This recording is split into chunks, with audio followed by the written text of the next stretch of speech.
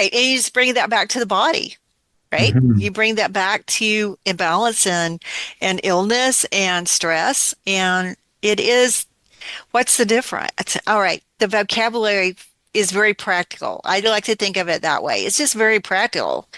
It was designed by people who needed it to be practical. Yeah.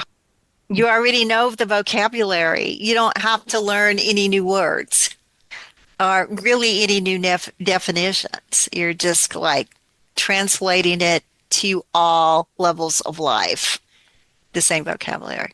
I think the part of the simplistic nature of it was this was kind of designed by poor people without a lot of education. Let's just be upfront about that, right? This is a folk medicine.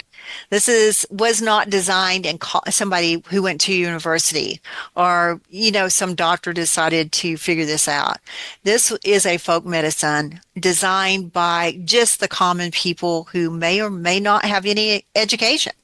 And so it was a very common language of the land. And because that's what they were interacting with on a daily basis. And so it's like an allegory language in a way. So I think that had something to do with it. But at the same time, you have to be really smart to figure that out, to make that leap of thought. You still have to be really smart to do that. So while it sounds simple, you can go depth, depth, depth. You can get deep with this, right? You can stay kind of like simple, but you can go down deep.